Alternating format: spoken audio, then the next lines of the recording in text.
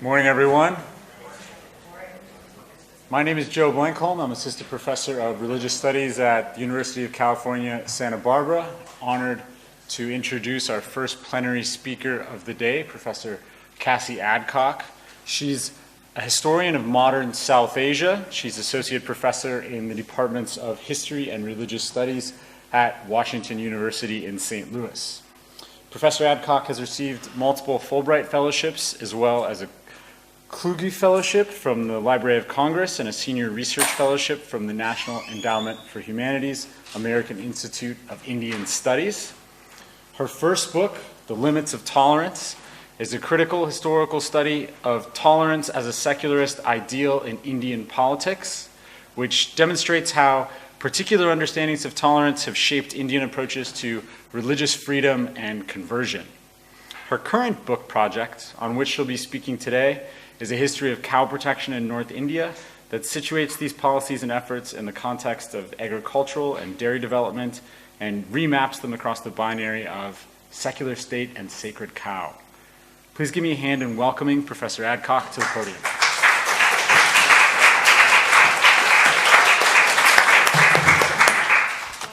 Thank you very much, and thanks everyone for making it here so early in the morning on this Saturday. Thank you, Jonathan Schaefer, for inviting me to this conference. It's really a pleasure. It's since my work up till now has been exploring secularism, but looking at it from rather a different vantage point through political secularism debates about conversion, religious freedom.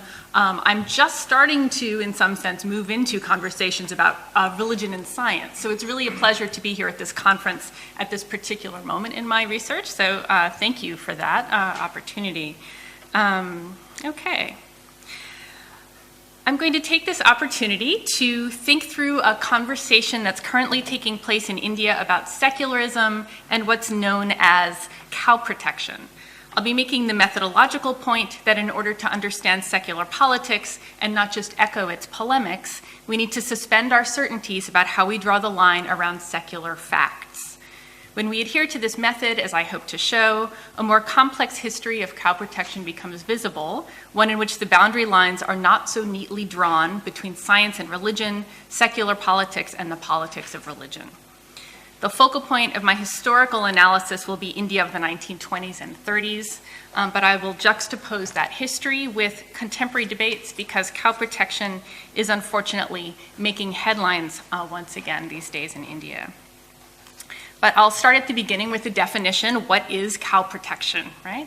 A good starting definition would be cow protection is the effort to prevent cattle in India from being killed. Since the late 19th century, cow protection has encompassed mass campaigns for legislation to ban cow slaughter.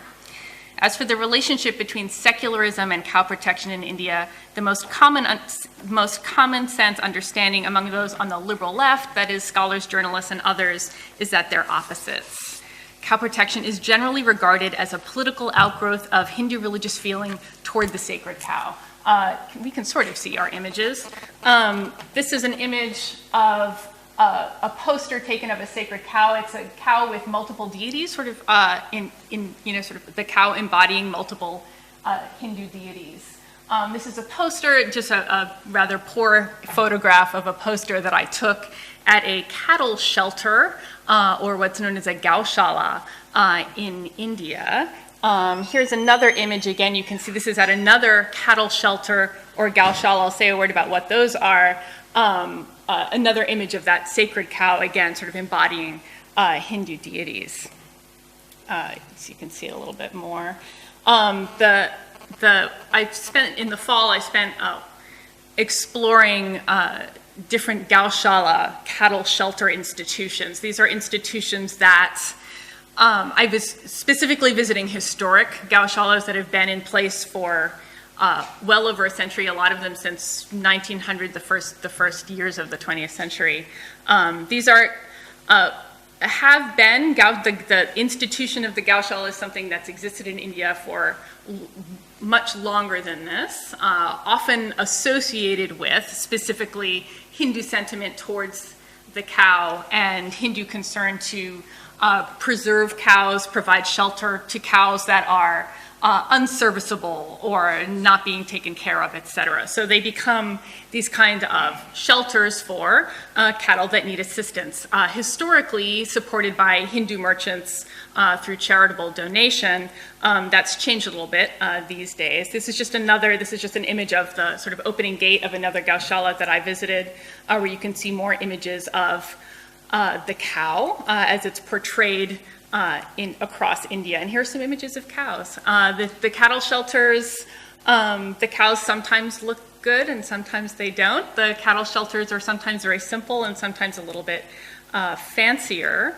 I visited shelters sort of all across North India, including, I'm going to come back to this one institution of a Gaushala, the Delhi Pinjarpur Gaushala, just outside Delhi.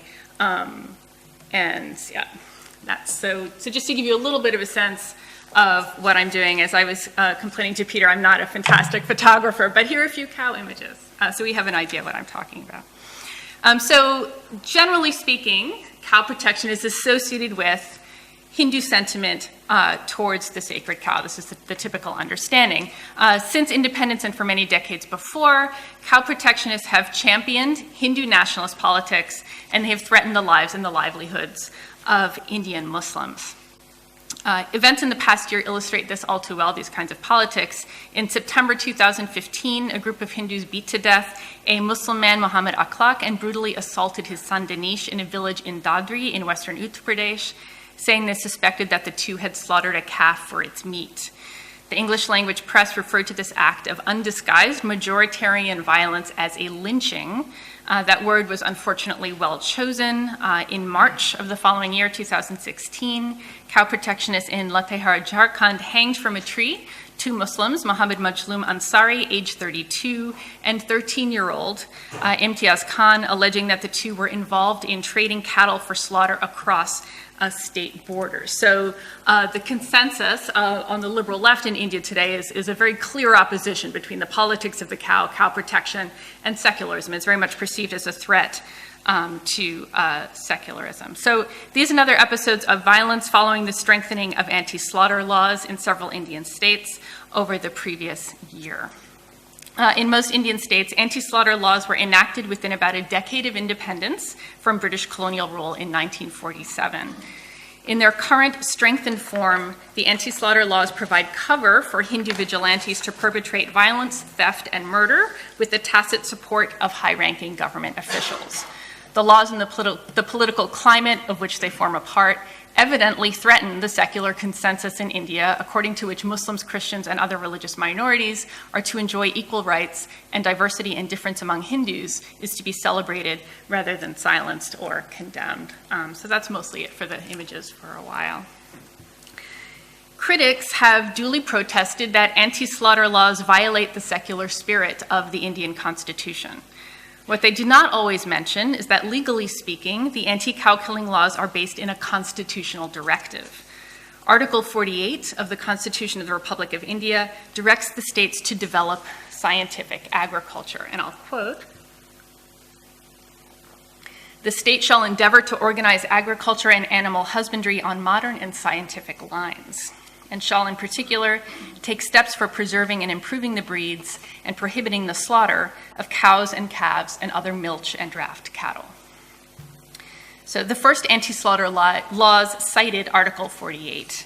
They more or less upheld as these laws were more or less upheld as constitutional in 1958, when the Supreme Court ruled that cow slaughter could be restricted for secular reasons like agricultural development. The court stipulated that the slaughter of all female cows could be prohibited, but that other cattle could be banned from slaughter only so long as they remained useful or productive. On the whole, the Supreme Court judgment was taken in stride in India. There's been little protest against the state's laws over the decades, though there have been vigorous struggles against efforts to augment those laws or to extend them to the federal level.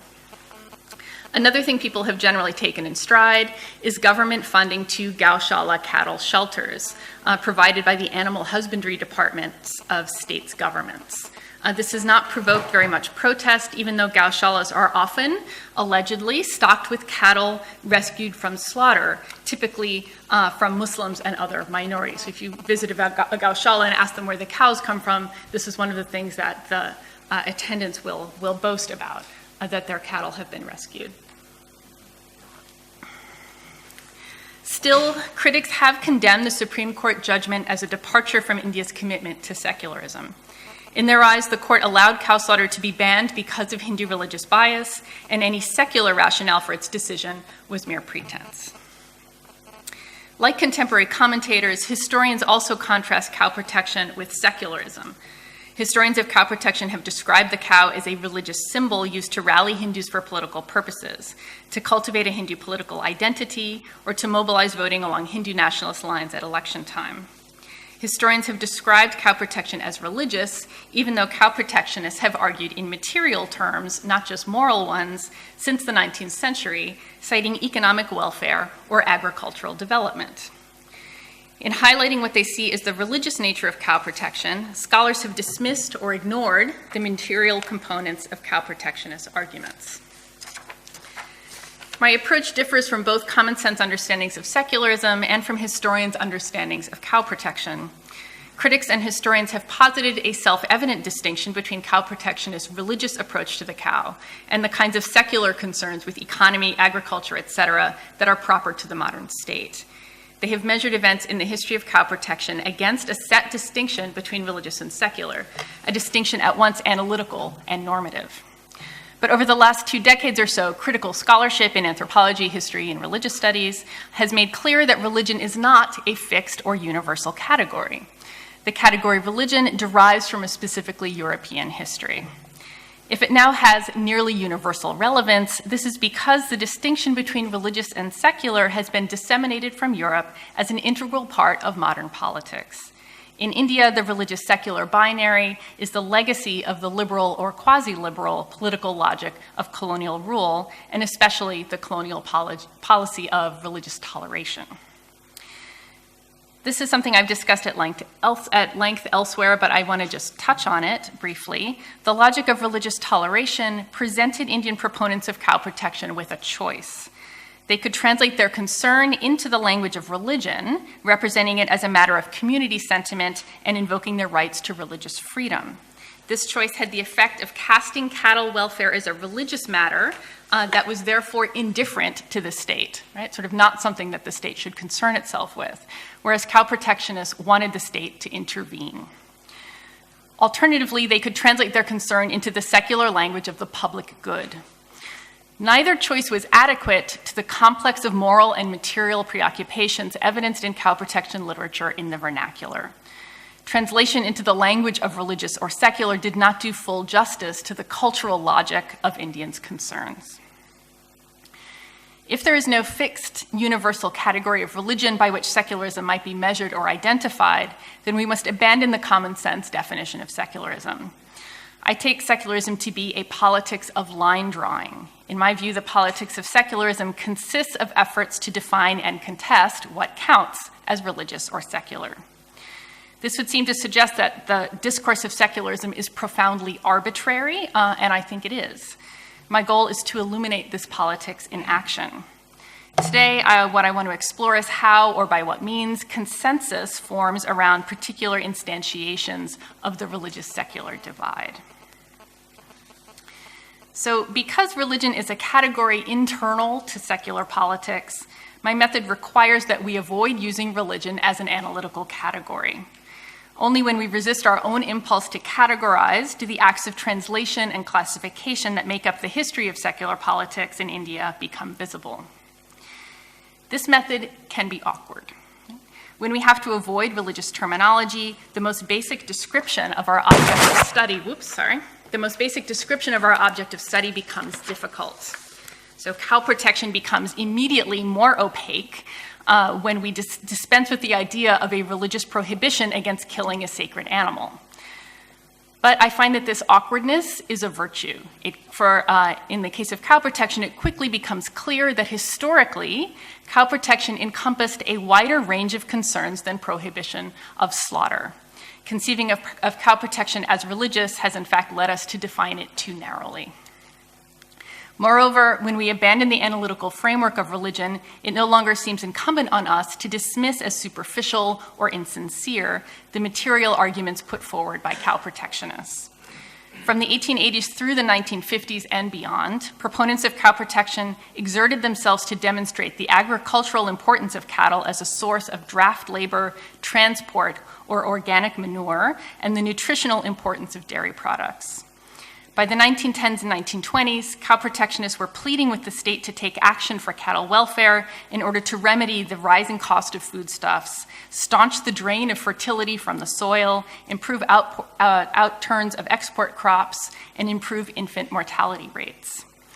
After independence, the Supreme Court of the Republic of India, newly founded as a secular republic, based its ruling on arguments about the economic importance of cattle for agriculture and dairy production. We may now observe that by 1958, arguments for the economic, secular basis of cow protection had become, if not uncontested, at least persuasive enough. How did this happen? Right? So we can now take a closer look at the history of cow protectionist argumentation to explain how this came to be so. Looking again, we find a clue. The Supreme Court's decision cited official reports by experts attesting to the practical importance of cattle and the problems attending their slaughter. So what's the story of these government reports?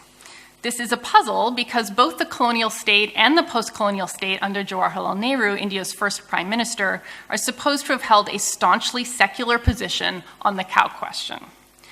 When confronted with cow protectionist material arguments, both Nehru and the colonial state maintained that India suffered from too many cattle, so that to interfere with cow slaughter in any way would be economically counterproductive and contrary to science. So solving the puzzle of these official reports should help us to understand cow protectionist unexpected logic and also cow protection's unexpected relationship to the Supreme Court and the state. This secular position on the cow question has achieved the status of a truism, or what we might call a secular fact. It is supposed to be a fact that India's resources are severely overtaxed by an excess population of useless, aged, and otherwise unproductive cattle, and that any effort to restrict the trade in animals for slaughter will be detrimental. Criticism of the Supreme Court's decision upholding anti-slaughter laws was fueled by the fact that the court's ruling went against this well-known secular fact. It seems, therefore, that to suspend the language of religion won't take us far enough. To provide historical perspective on the Supreme Court's decision, we need to suspend our certainty that banning the slaughter of female cows was necessarily a religious or religiously inspired act. We also need to suspend our certainty that to assert an excess of useless cattle in India was to assert a secular fact. I don't propose to try to prove that it was false or that it was counterfactual. I propose instead to uncover historically how this self-described secular fact was produced. The result of this exercise should not be to buttress the politics of cow protection, but instead to make its contours less easy to disguise or to overlook. I'll begin by taking a close look at this secular truism about India's excess cattle. It seems likely that this truism is so well known today because of the efforts of Jawaharlal Nehru. In the course of heated debates over the cow issue in the years after independence, Nehru publicized what is generally regarded as the secular position on the cattle issue. This position had been authoritatively presented just after independence in 1948, when the National Planning Committee, of which Nehru had been chairman, issued its statement on animal husbandry. The committee reported that the Indian economy suffered from a large number of useless cattle, who by consuming food resources that might be reserved for the population of productive animals, reduced the milk yield and the draft utility of all cattle in the country. The committee pinpointed religious sentiment against cow killing as the implied cause of this problem and the chief obstacle to its resolution.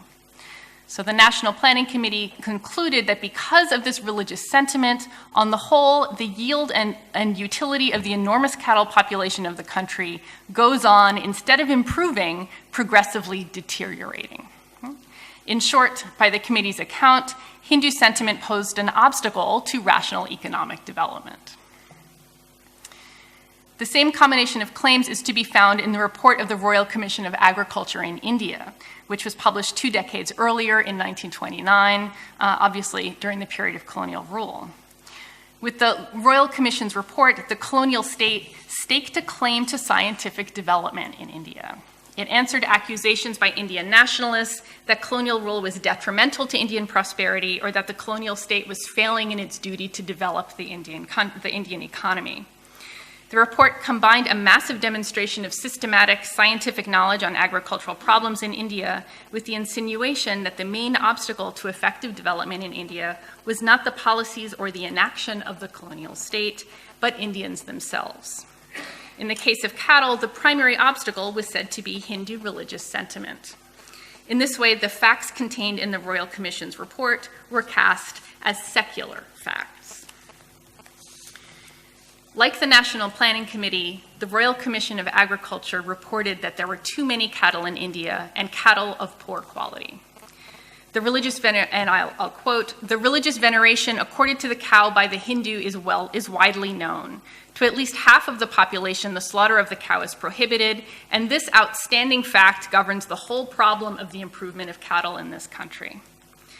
Despite local variations, the Royal Commission concluded on the basis of the available statistics that a vicious cycle was in place throughout India.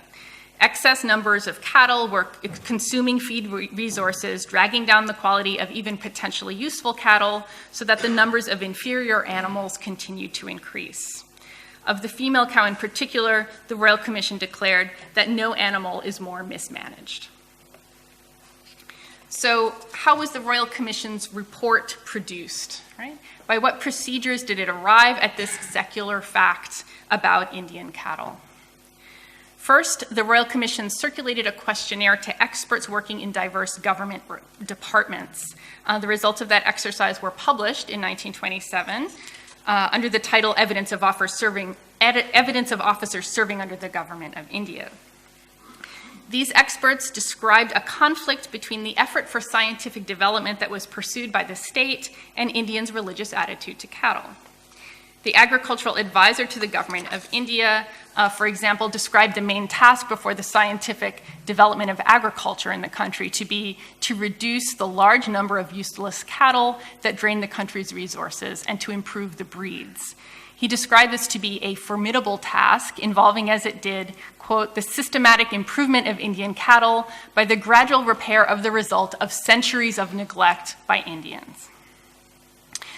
The imperial dairy expert opined that given the central role that work bullocks played in Indian agriculture and the importance of dairy foods in the national diet, quote, "the development of the cattle dairy industry is the most important problem facing Indian agriculture."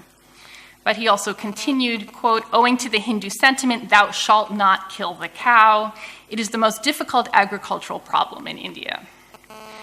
British colonial experts portrayed the state as the agent of secular scientific development by attributing, make that stop. Should I press the button somewhere? Anyway, bright light. But he continued, "owing to the Hindu sentiment, thou shalt not kill the cow, it is the most difficult agricultural problem in India." British colonial experts portrayed the state as the agent of secular scientific development by attributing an anti-scientific religious mindset to Indians, Hindus in particular.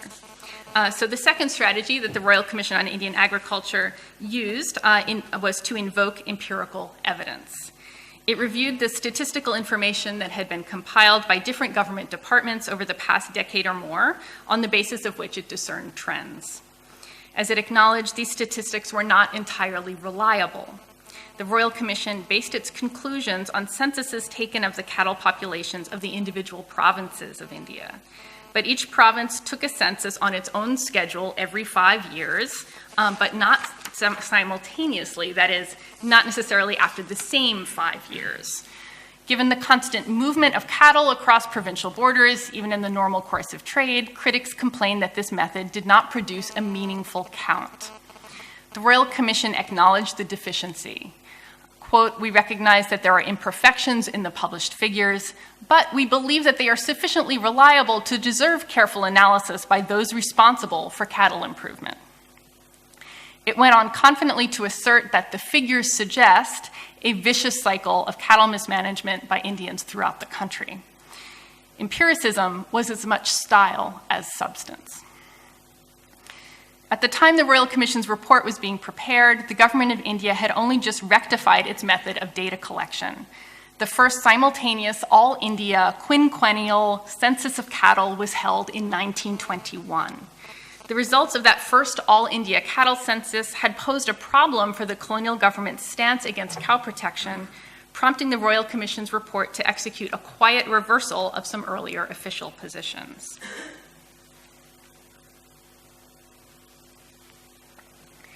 The new cattle census of 1921 was the product of successful lobbying by the All India Cow Conference Association. From the time it was founded in September 1917, the All India Cow Conference Association set itself to collecting statistics and other information about cattle in India. It concluded that adequate information for assessing the situation of cattle simply was not available and began to petition the government for improved data. By this time, proponents of cow protection had been criticizing the inadequacy of government's figures on cattle as incomplete and unreliable for years. For example, Keshavji Sorabji Jasawala, who is a Parsi gentleman who was possibly the most well-known individual cow protectionist in colonial India. He had been deluging the British government with petitions to stop cow slaughter since at least 1902, if not earlier, and publicizing his efforts in India and in Britain, where he also formed an organization. Jasawala had also begged the Viceroy to order a correct and regular census of cattle. Proponents of cow protection were diverse in their demands, their reasoning, their methods. There was no central leadership for cow protection. Still, the All India Cow Conference Association was an important cow protectionist organization. Some of its members, including Jasawala, had actively championed cow protection for decades. Others were leaders of Hindu organizations like the Arya Samaj that had long been associated with the cow protectionist cause. For example, Lala Lajpat Rai delivered a presidential address for the association, and he cited its literature in a 1928 publication. Mahatma Hansraj, another leader of the Arya Samaj, was listed as an office holder in 1923. Members were also connected to Hindu nationalist politics. So another member, Lala Sukhbir Singh, a prominent cow protectionist from UP, was affiliated to the Hindu Sabha, and the Cow Conference met jointly with that organization under his auspices at its meeting in UP in 1918. So in 1923, moreover, the Cow Conference Association issued an appeal to provincial and municipal governments. This was at a time when Indians had been granted greater control over local governance, to issue legislation regulating cow slaughter, notwithstanding the clearly devastating effects such local attempts at legislation were having on Hindu-Muslim relations after 1920. So in many ways, the All India Cow Conference Association fits the mold of what we think of as cow protectionist politics. The All India Cow Conference Association argued its case on scrupulously economic or material grounds. Its professed objective was to devise means for checking the deterioration and conserving the cattle resources of the country. In its first appeal for public support, issued in early December 1917, the association described its concern with cattle in agricultural terms using the language of scientific improvement, or what today we would call development, and I'll quote from the association's plea. India is preeminently an agricultural country. More than 90% of her population, of whom the Mohammedans form in certain parts by far the vast majority, live directly or indirectly by agricultural pursuits. The Indian system of agriculture has, from time immemorial, been dependent upon cattle, as all our agricultural operations are entirely dependent upon cattle. And notwithstanding the modern methods of locomotion by railways, water traction, and electric motive power, the bullock still continues to hold a preeminence in this matter in our rural areas, which it will take ages to eliminate. And the bullock cart is the only means of conveyance available to us for purposes of traveling from village to village where no other means of land communication are available. These useful animals constitute the principal economic staying power of our rural populations. Yet, strange to say, in no other civilized country perhaps in the modern world is so little care and attention paid to the preservation and improvement of cattle as is done in India today.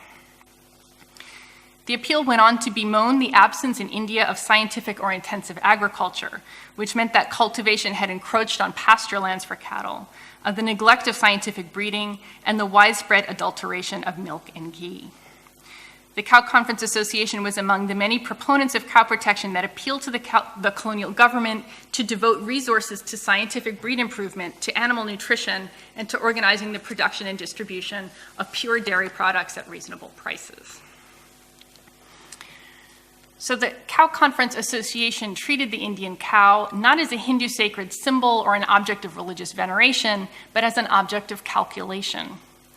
It employed an empiricist method that rivaled that of the Royal Commission. In 1926, that's 3 years before the Royal Commission's report, the association published its own report, The Condition of Cattle in India. This also exhaustive report was a compendium of official information that aimed to provide an all-India view. The volume compiled published sources from the districts and provinces of India, cattle census reports, season and crop reports, gazetteers, etc., as well as information the association had collected on its own and from government and other sources. The association, for example, had distributed a circular letter to all district and municipal boards in British India inquiring about local conditions with respect to cattle and milk supply. The association and its members pressured the government of India and also the provincial governments to supply information where published sources were absent or were judged to be inadequate. Since the information they requested was not readily available, the government of India was not very interested in, was possibly averse to gathering precise statistics on, for example, subjects like cattle slaughter. The association's queries obliged officials to solicit and collect information that might have remained dispersed across colonial departments. That's inside and also outside India.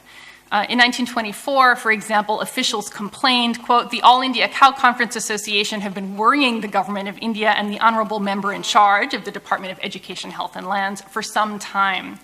They have been asking questions. In a way, they are converting the government of India into a sort of information bureau."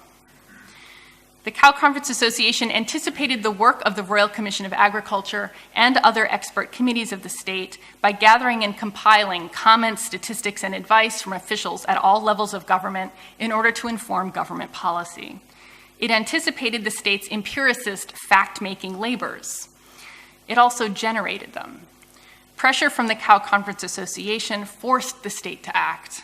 In this sense, the facts, even the secular facts about cattle in India, were produced through a collaboration or alliance between cow protectionists and the colonial state.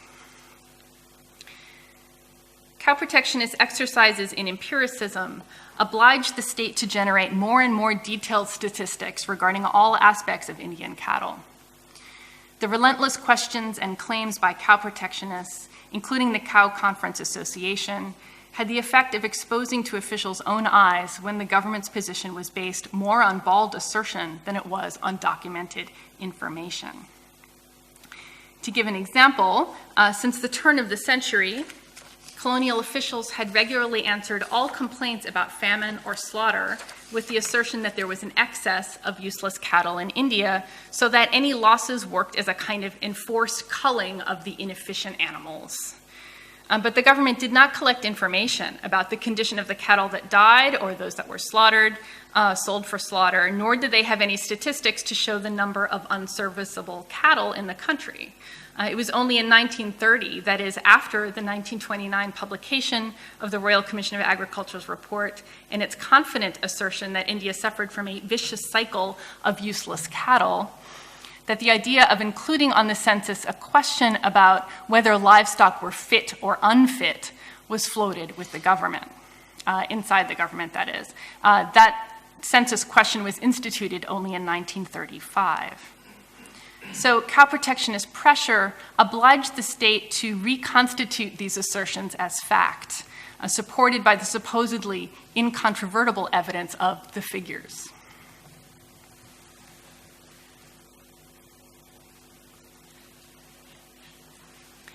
The All India Cow Conference Association does not adhere to scholars' portrait of cow protection. Not only did it aim to advise government on such secular topics as agriculture, using empirical evidence to support its claims, but it scrupulously avoided any mention of religious sentiment or preference. Rather than approaching the cow as a sacred symbol, it helped to constitute the cow as an object of calculation and scientific development. The association didn't even ask for a ban on cow slaughter.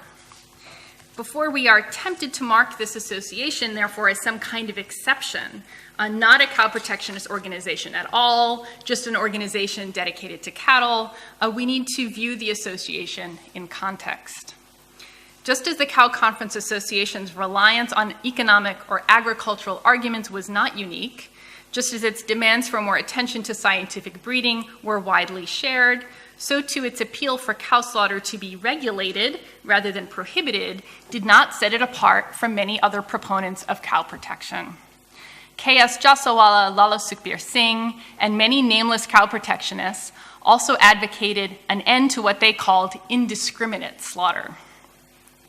Since the 19th century, British officials had insisted that the natural working of free trade ensured only old or useless animals were sold for slaughter. Cow protectionists, on the contrary, insisted that regulation was needed to prevent the slaughter of useful, even high-quality animals in urban slaughterhouses. The Cow Conference Association illustrated this point via the system of urban milk supply. To provide fresh milk in tropical conditions without pasteurization or refrigeration, cows in calf were brought into the cities. But the exorbitant cost of maintaining them in urban conditions during their dry period meant that they were sold for slaughter after just one lactation. This was before the use of hormones, when cows gave milk only when they were in calf, maybe once a year. In India, it was more likely to be every 2 or 3 years.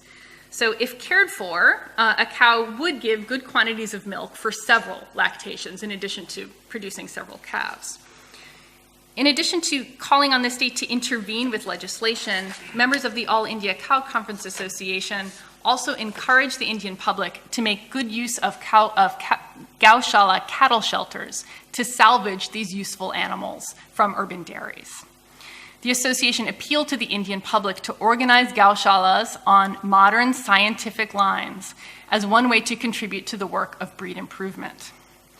This, too, that is, the efficient use of gaushalas, had been a recurring theme of cow protection for a long time already, at least a decade, possibly longer. In stressing the problem of potentially productive cows being wastefully slaughtered, the Cow Conference Association reiterated the claims of Jasawala and others who argued that it was female cows, rather than indispensable draft bullocks, that Indian cultivators were most likely to sell for slaughter. By this argument, the danger of indiscriminate slaughter was that the reproductive source of quality milch and draft cattle was being depleted. Most cow protectionists argued that slaughter was causing a definite decline in the number of cattle in the country, so that Indian cattle were even threatened with extinction. The Cow Conference Association admitted to uncertainty on this point. It didn't go that far, but it did insist that the number of draft bullocks was insufficient for the agricultural needs of the country.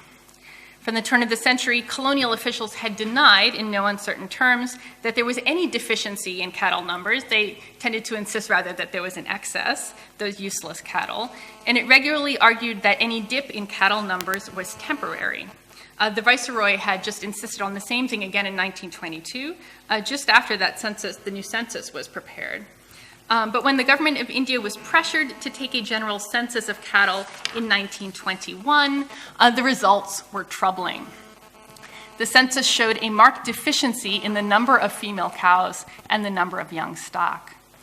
It was perhaps to address this finding of the 1921 census that the Royal Commission's report cited Indians' mismanagement of female cows as the root of India's cattle problem. Right? The Commission explained that the root cause of that vicious cycle of excess useless cattle was caused by Indians' mismanagement of female cows of breeding age. Implicitly, it also supported cow protectionists' assertion that the maintenance of female cows was a problem affecting the entire cattle population of the country. If cow protectionists called for greater regulation of good quality animals as a solution to the cattle problem, in 1929 the colonial state prescribed attention to proper feeding and breeding on scientific lines, particularly for breeding females and young calves.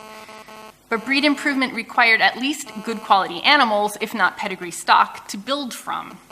Over the next decade, as the state's efforts to upgrade the breeds were embarrassed or fizzled through lack of serious investment, colonial officials also began to point the finger at urban milk suppliers.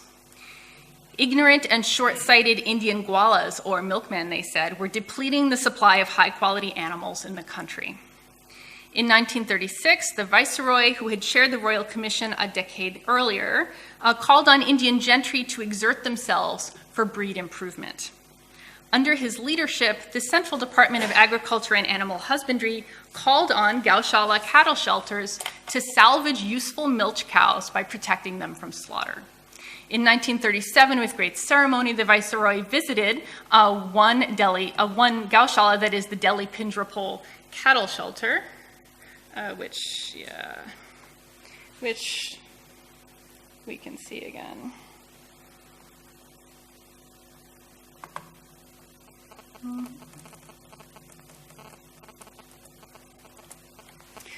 The Delhi Pindrapole cattle shelter. So the Viceroy visited this same Delhi Pindrapole cattle shelter in 1937, where he presented that Gaushala with a pedigree stud bull so that it could work for breed improvement, and also delivered a widely publicized speech encouraging Indians and government officials to help other Gaushalas to do the same.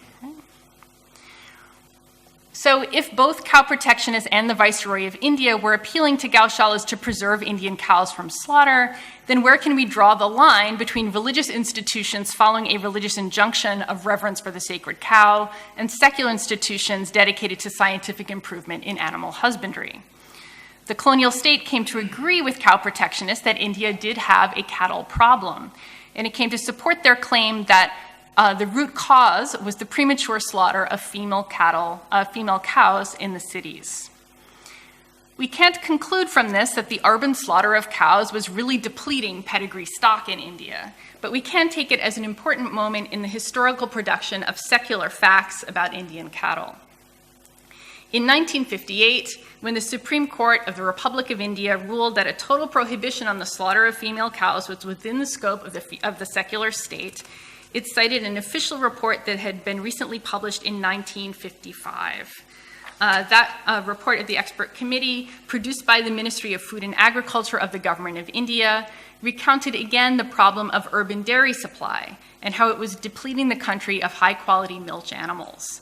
And it voiced again the national importance of stopping this drain of the cattle resources of the country, the imperative that cows be salvaged or preserved from slaughter.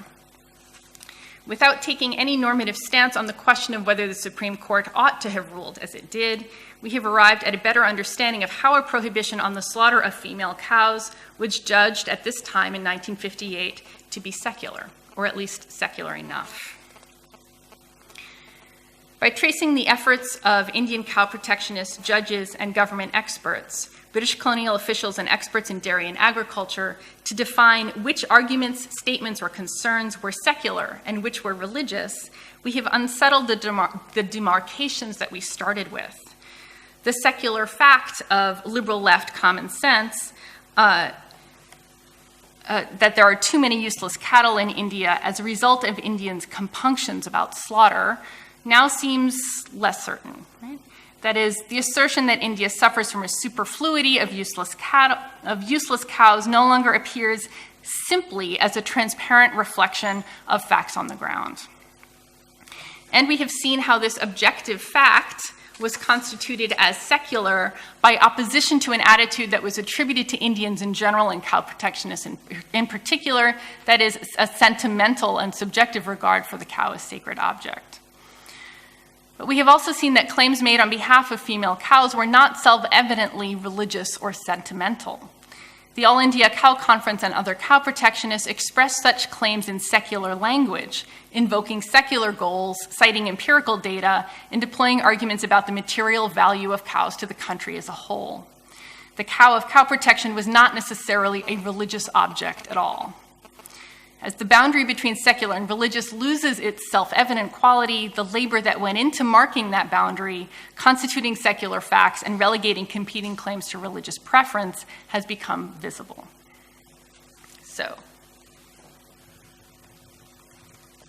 who devised, constructed, or settled upon the secular facts of the cow. It appears that cow protectionists and the agents of the secular state produced them together. Certainly, cow protectionists contributed to the construction of the cow as an object of calculation, a target of scientific development, and national economic concern. Cow protectionists evidently had much to gain from this approach. They gained the ear of government officials, they pressured the government to act, if only by organizing a collection of statistics about matters of concern to them. With the aid of this state machinery and the information it produced, cow protectionists could more effectively represent cattle welfare as a matter of public concern to all Indians that transcended any boundaries of religious community. One way this could work was when government applied its secular stamp to statements that had originated as cow protectionist complaints. So the need to preserve useful, productive female cows from premature slaughter was one such statement that between the 1910s and 1950s accumulated the empirical scaffolding and the official enunciation of a secular fact. Government also gave its secular stamp to cow protectionist institutions and activities, as when official praise and government funds were extended to Gaushala cattle shelter institutions as allies in the work of urban salvage for the public good. My method has been to bracket normative definitions of the secular and religious, and thus to withdraw from the controversy about cow protection's anti-secular nature. But if this is a productive way to begin, it can hardly be an adequate way to finish. So I want to conclude with some brief comments about what my analysis might have to contribute to the political struggle that's happening right now against Hindu majoritarianism and anti-minority violence in India. Having looked more closely at the All India Cow Conference Association and other cow protectionists that advanced material reasons in support of efforts for cattle welfare, one thing we learn is that to treat the cow in secular fashion meant to separate a conversation about national agriculture or economy from conversations about cow protection's association with violence against minorities, particularly Muslims, also including low caste, or the caste designated untouchable. The All India Cow Conference Association was founded just a month or two after devastating violence against Muslims committed in the name of the cow in the state of Bihar.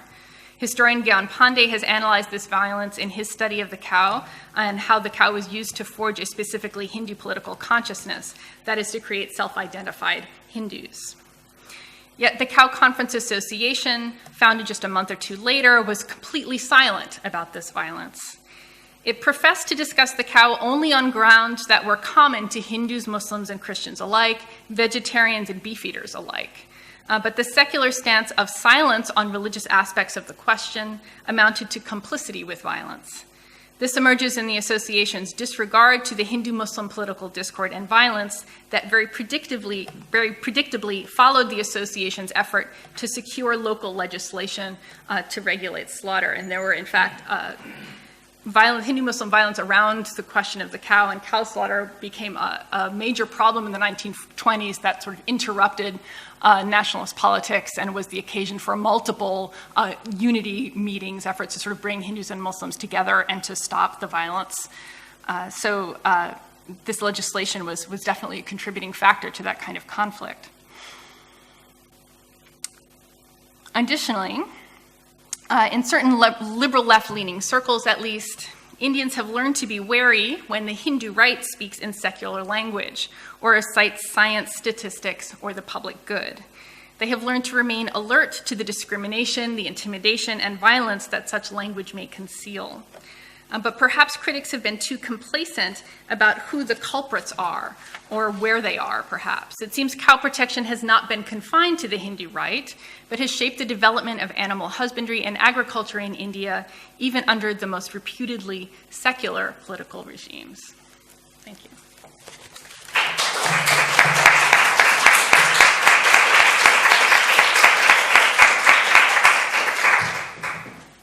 So we're now going to do question and answer for about 30 minutes.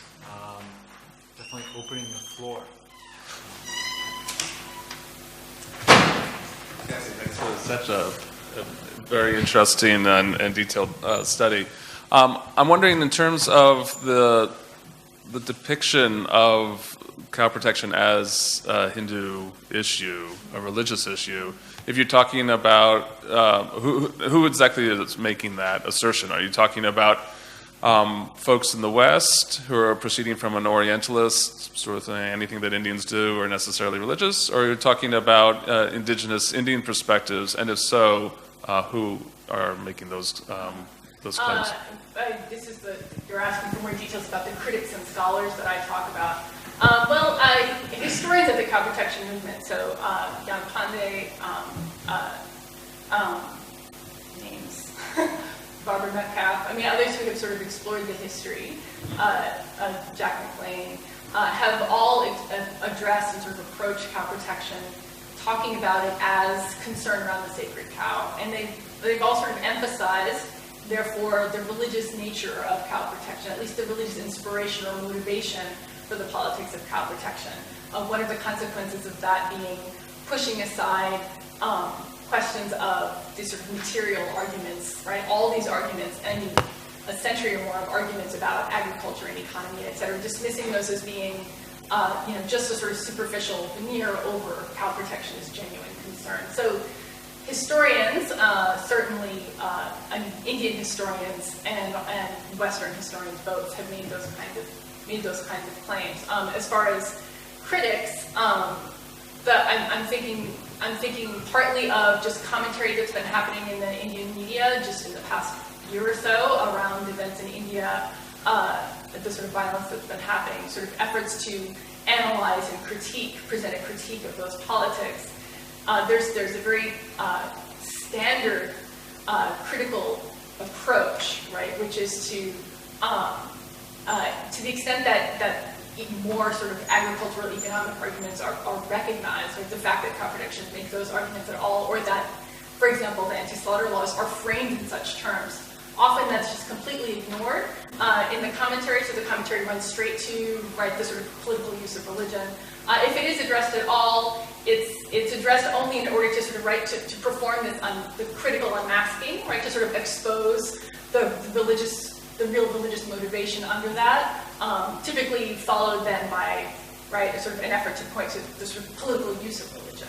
One of the problems that I see with that kind of critical impulse or gesture is that it tries to sort of police the boundaries of secular and religious in a certain kind of way, but it's quite ineffective to the extent that cow protectionists themselves have established and not just cow protectionists, but sort of many who are concerned about Hindus who are concerned about the cow have established this. They have like another unmasking gesture. They're perfectly happy to have their economic or agricultural arguments exposed as being religious because, as most Hindus will tell you, the whole any kind of religious veneration for the cow in Hindu tradition is based in economic or agricultural reasons. So they can just do another sort of reverse flip and show that, what those religious, sort of professedly religious concerns are actually at root secular, right, in practice. So that kind of unmasking has little effect. So the sort of the critics and the scholars that I'm thinking of are certainly cross the line. Historians, political scientists, and yes, Indian and non-Indian both. Yeah. And just to clarify, then, it's that move that really kind of gets to your point about challenging a religious secular divide, because I hadn't heard that quite earlier. So it's that move that challenges that, because it can't be just religious and secular, right? But rather it's the sense that a Hindu defense is a secular concern as well, or what we assume is associated with the secular. So I should have said so earlier, but just a reminder that you should grab the microphones because it'll help you get picked up on video. Question down here. Thank you very much. It was an intriguing talk. I learned a lot about things I hadn't known about before. You use the word religion quite a lot, and I think it's questionable whether that's a helpful term in this debate. I mean, there is a view that in the world there is a generic category of religion, and Hinduism is one of these. But it's also a view that's been much criticized. And I suspect that Hinduism tends to be described as a religion more by people who are not Hindus than by Hindus. And if you ask a Hindu what his religion is, it's a rather odd question. So I wonder whether this is a helpful term in this discussion. Yeah, it's true. I absolutely agree. I concur absolutely. And the point that I want to make really is that the terms of the debate around cow protection themselves employ this category, yes. right? They themselves discuss cow protection as being religious. Okay. I do agree that it's not a helpful analytical term to use, but I find it useful, and what I try to do is to sort of track how those arguments, those designations are being used. So how do sort of Indian actors, colonial actors, attempt to define cow protection in religious or secular terms, right? Yes. Either religious or secular. Yeah. What's the nature of those debates? And also what I've been interested in documenting is how it is that cow protection comes to be by 1958, comes to sort of have the kind of, sort of scaffolding that can secure its approximate acceptance, right? Not by everyone, but by many, as being a secular concern, right? So how exactly is that achieved, right? Sort of by what measure, by what standards, using what kinds of evidence, yes. Is secularity, right? It's sort of secularity documented. And if I can ask another one, you focused entirely on cows and presented a kind of even-handed debate about the sort of pros and cons of preserving or slaughtering cows. And there could, I imagine, be comparable debates about slaughter or preservation of donkeys, goats, various things. You haven't done any comparison with the discussion in India about slaughter of other animals. I guess there is a particular focus on cows, and so it's an interesting question why there is that focus on cows when I'm sure there could be comparable debates about slaughter of other animals. Yeah, no, it's true. I mean, it's absolutely true that Hindus are a focus of particular concern, and catalog the focus of particular concern.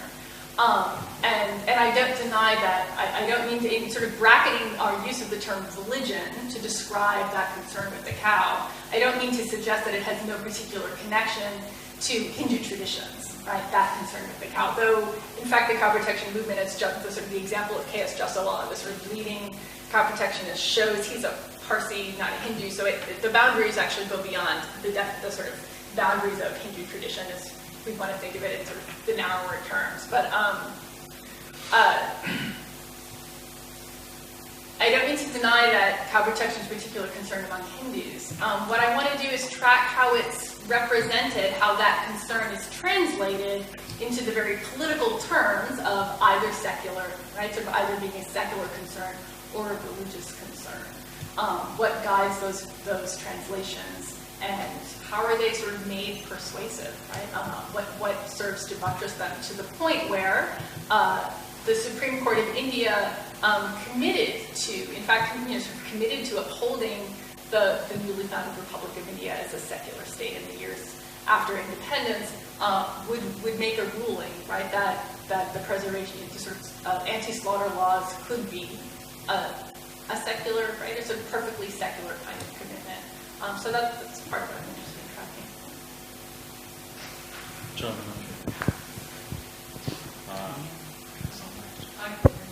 Oh, sorry. Okay, sorry.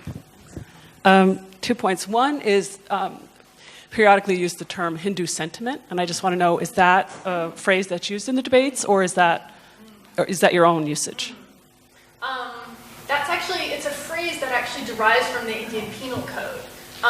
And so it has a connection to the politics of religious toleration that first sort of laid down the terms, the choice that cow protectionists had for how they were to represent their concerns about the cow. That is, either in moral terms or material terms, either in religious terms, right, or perhaps economic terms.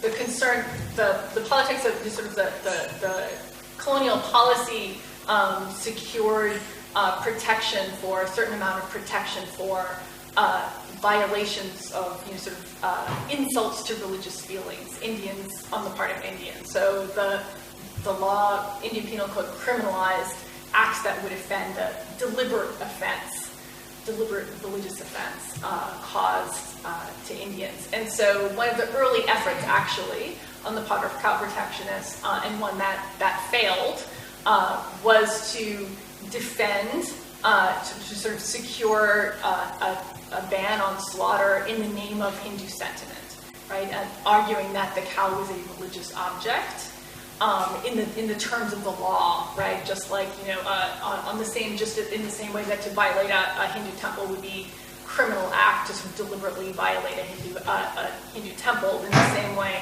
to deliberately violate a cow would be to violate a religious object, and therefore to wound Hindu, right, sort of religious feelings or sentiments on the part of this one major religious community. So in pointing to Hindu sentiment, it's a term that was sort of repeatedly, that derived from the political debate that emerged out of this sort of, the sort of legal possibilities, the sort of legal semantics and political semantics of colonial India. Okay. I'll wait for the second question if someone else.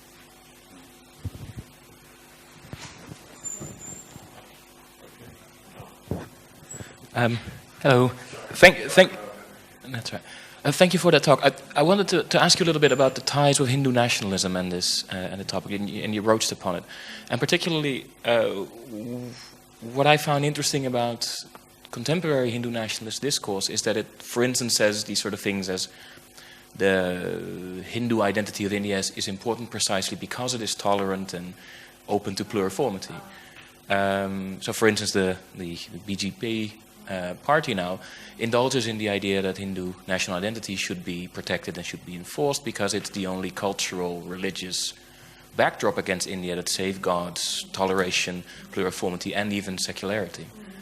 Which I found interesting because it's almost like this post-secular argument where they say you need this Hindu religious background in order to be a tolerant nation. And I was wondering, how does this debate on cow protection relate to Hindu nationalist claims, not just on the field of religion, but also on cultural national identity? Well, certainly one of the sort of characteristics of Hindu nationalist politics around the cow, and it's something that's emerging quite clearly now, and I think this is part of the reason why cow protection has become sort of returned to the headlines, become a problem again. Part of what we're seeing is a shift, actually, in how cow protection is talked about and how it's advocated, and a shift in the basis of the laws that are on the books. So there's a shift away from the sort of agricultural, economic, secular language that was used, that has been used right up until the 60s and after that, to organize cow protection, right, sort of in certain terms. Hindu nationalists have been, particularly recently, certainly talking about the cow and protection of the cow as a Hindu religious, right, something that should be, it's a Hindu cultural and religious concern. And there's been a quite explicit majoritarian demand that it should therefore be respected. This is sort of a new, stronger, shall we say, sort of tinge to how the politics of cow protection are looking just in sort of just recent years. For example, the arguments about agriculture have faded some. You still see them if you pull up any website for a Gaushala. One of the first things it will say is, India is an agricultural country, right? It's one of the first things it will say and mention the importance of agriculture. But in fact, bullocks are becoming less important in Indian agriculture. Tractors have really actually they play a major role now, and not only that, cows don't actually provide necessarily the majority of milk in India anymore. Bullocks are providing, buffaloes are providing a large component of the milk dairy supply in India, certainly for ghee and other things. So the sort of the material basis of cattle in the Indian economy has actually changed quite a lot.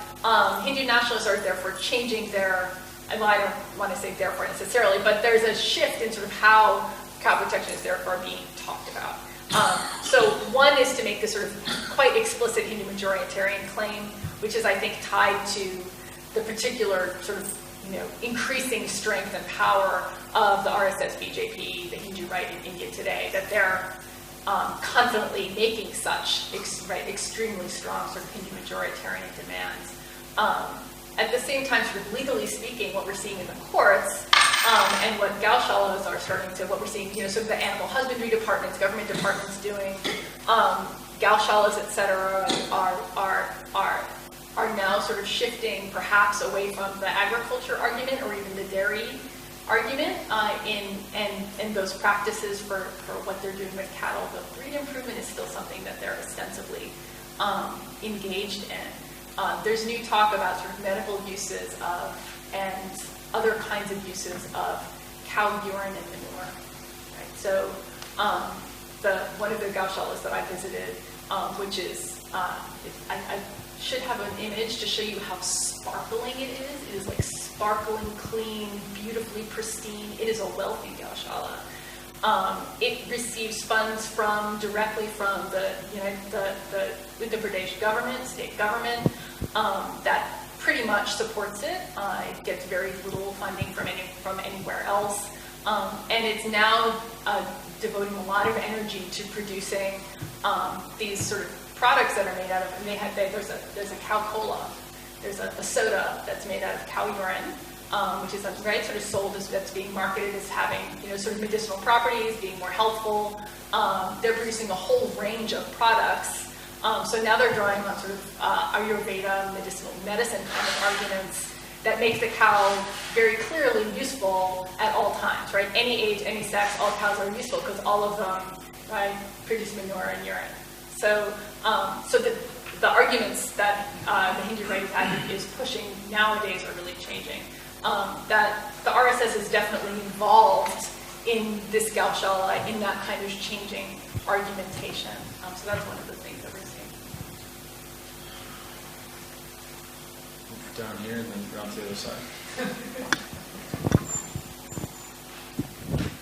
So I understand that the proverbial holy cow is not only a religious concern, but connected to a lot of what we call secular affairs or concerns. But on the other hand, how far will you go to just to abandon the religious side? So some years ago, there has been an anti-slaughter government also in Tibet.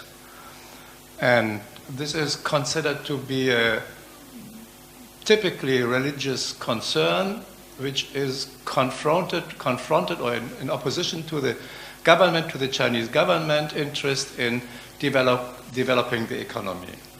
So in the end, this anti-slaughterhouse movement has collapsed, but still the monks have been very successful in somehow reviving religion in Tibet. So these traditional categories between a opposition between secular concerns and religious concerns, how far do you want them? Do you want that to eliminate?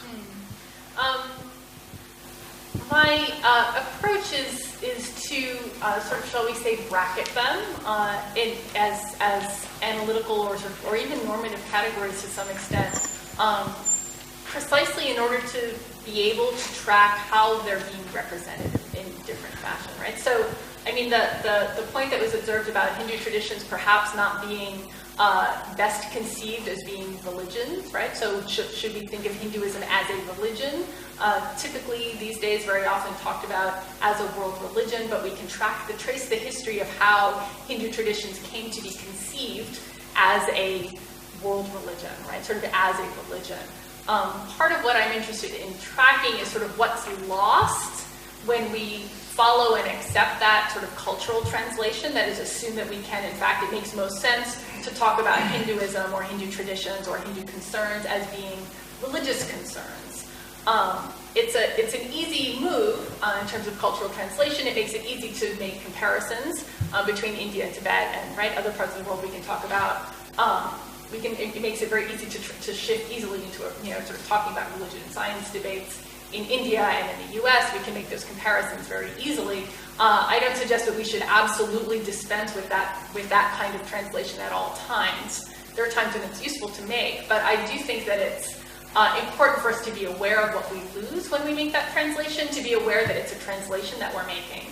and to be aware of how jumping to that cultural translation can actually prevent us from seeing the politics that have gone into Indians, in this case, Indians' own efforts, right, to translate their concerns in particular ways, sometimes in religious terms, but also sometimes, right, in secular terms. And so how do we trace those? I think it's difficult to be able to sort of make sense of some developments in Indian secularism, sort of the culture of secularism in India today, without being aware of those debates over what can be conceived as secular and how, right?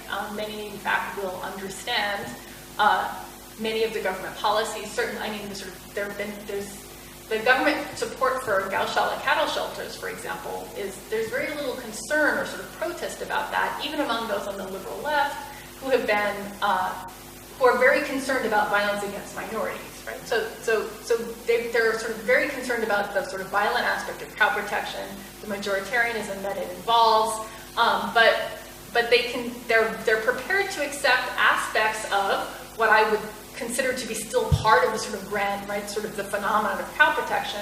They're prepared to accept those as secular. So I don't mean to, I mean, my stance is to sort of suspend my own normative claims, not absolutely, but perhaps temporarily, in order to sort of track those politics as they develop in India, so that we can see how Indian politics are forming without blockading, right, sort of our own understanding by reading them in certain terms. Yes, thank you, and especially for this last answer to the last question, because it was introducing new nuances to a rather radical position at the beginning of your presentation when you proposed to dismiss the distinction between religious and secular as a kind of construction and so on. And maybe that could be, but we need to take into account that the contemporary new scientific approach to religion, so cognitive science of religion, biological adaptative models of religion, has the ambition to provide a more universal-like model to understand religion, that or traits, features that could be recognized more or less in all religious expressions. And well, following this tradition of studies, we discovered that we can go or move beyond the constructive strategies, and probably they could help to explain some of these features in the Indian case. But yeah, my question is whether it's not better as a scientific strategy to take into account, so not to drop or not put into brackets, as you said recently, the religious factor or the religious variable, and try more multivariate or multidimensional analysis in which religious, together with secular, politic, scientific grounds or reasons, are entangled, and you cannot do without other, except that you take a strategy of ceteris paribus and put into brackets, but just for a while, just for then constructing your case, not excluding other factors that without doubt are weighing in all this process. Yeah, thank you.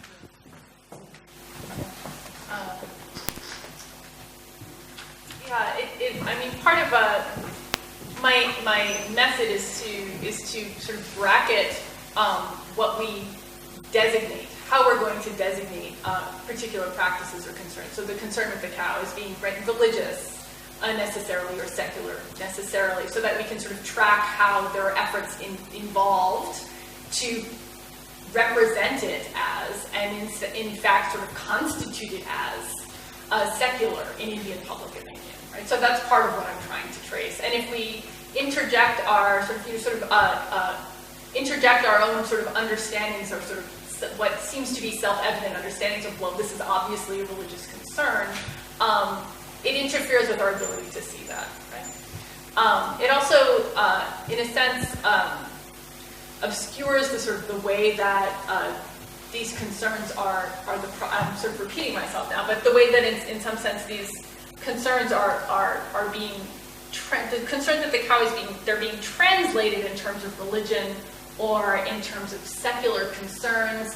But if we sort of trace back, and this is going back to, I've done some work on sort of 19th century, so early in the modern cow protection movement, 19th century vernacular literature in Hindi about cow protection, particularly by the Arya Samaj, the sort of Hindu reform organization. What becomes clear is that the concern for the cow doesn't fall easily, in fact, into either even sort of cultural or analytical category, never mind political category. So what I wouldn't want to say, for example, is that this concern for the cow is really a religious concern that Hindus are representing or translated into secular terms, but they really know, we all know, that it's really religious, right, at heart or in the beginning, or sort of that's the sort of authentic or real nature of religion, of cow protectionist concern. In fact, the sort of cow protectionist concern doesn't fit easily into certainly the sort of political understanding, the understanding of what religion is that constitutes that religious secular binary in Indian politics. Culturally speaking, sort of as scholars of religion, if we're not involved in tracing those political debates, it's certainly possible to constitute a much broader and more sensitive understanding or sort of category of religion that easily cow protection could fit into. So it has to do with context and what our purpose is. If we're trying to trace out the politics here, and that's something I'm very sensitive to, is the politics of those terms, how those categories are used, then I think bracketing that sort of the category of religion per se, and just sort of holding it back is unnecessary stuff. Down front.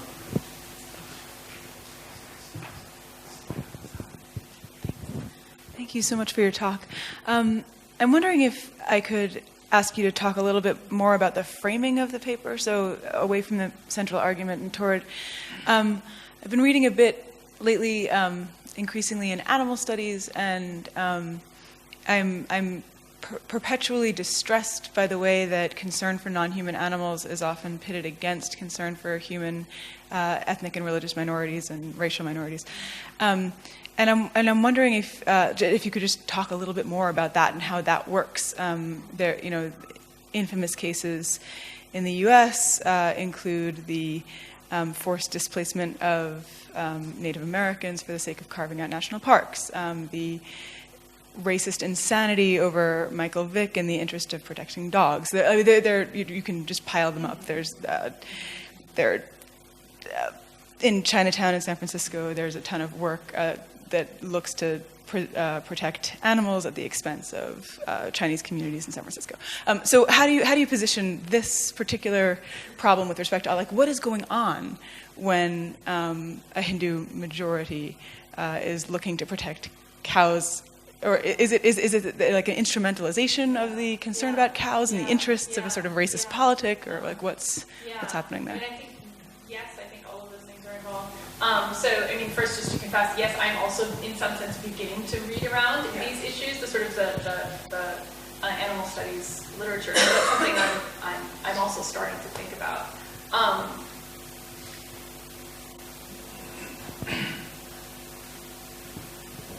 I think I'll answer it this way. So one of the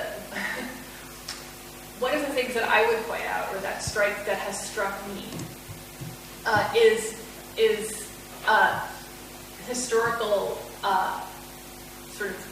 historical conversations in India about that very conundrum.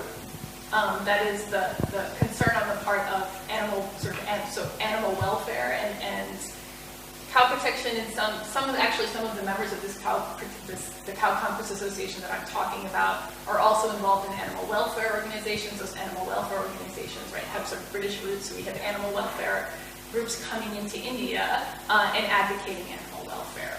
I'm going to talk around your questions. And one of the things that emerges out of that sort of the animal welfare discourse is a concern about suffering of animals, right? And particularly the visible suffering of animals. So, for example, there's a very famous sort of pro-imperialist tirade produced by an American, Catherine Mayo, called Mother India, right? which in the 20s, it comes out just around this time, maybe 27, 29, something around then. And one of the things that she does, the book as a whole is meant to be a sort of championing of empire and British colonial rule in India, something that is helping India sort of scientific and helping to improve India and the poverty, any kind of poverty that may be experienced by the Indian people is the fault of Indians themselves. Well, she has these several chapters on the cow, in which she says, you Indians are complaining that your that your cows are in such a bad state. It's completely your fault. It's your right, and that's one of the So she talks about the poverty of cattle being raised. So again, it's very similar to this kind of argument that I've been talking about, right? Indians are so bad at managing their own cow. She also has these chapters on the morality around the cow and the sort of hypocrisy of this sort of alleged Hindu sentiment for the cow, right? That how can Hindus who claim to have such concern about the cow watch animal suffering? And she sort of describes these sort of vivid accounts of, wounded and dying animals just lying in the street in sort of major cities, just lying there, and anyone can see. And how sort of British and European passersby are subjected to this sight and the kind of damage that it does to them, sort of morally and emotionally, to see this kind of suffering. And so one of the things that I think is involved there is a kind of different notion of. Right? So in some sense, there's this idea that killing animals is actually morally superior. Right? It's a morally superior method, right? As opposed to allowing animals to sort of suffer, to become sick, to starve to death, which is part of what the sort of non-killing can lead to in India. So I'm really, I think, circling around your question rather widely. But one of the kinds of, this is the sort of animal welfare concern, that is the sort of sentiment for animals, feeds another kind of sort of criticism of Indian morality and criticism of Hindu religiosity. Time for the question. Up top, we'll run down there.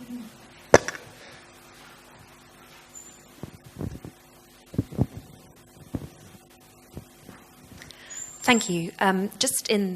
Through your paper and then the discussion, it's more of a comment that I'm struck by how the approach of not necessarily entirely suspending the categories of religious and secular, because you still spoke about how the association would use scientific language, and there's a kind of implicit, well, they're not using religious language there, but not starting by accepting the dominant interpretations.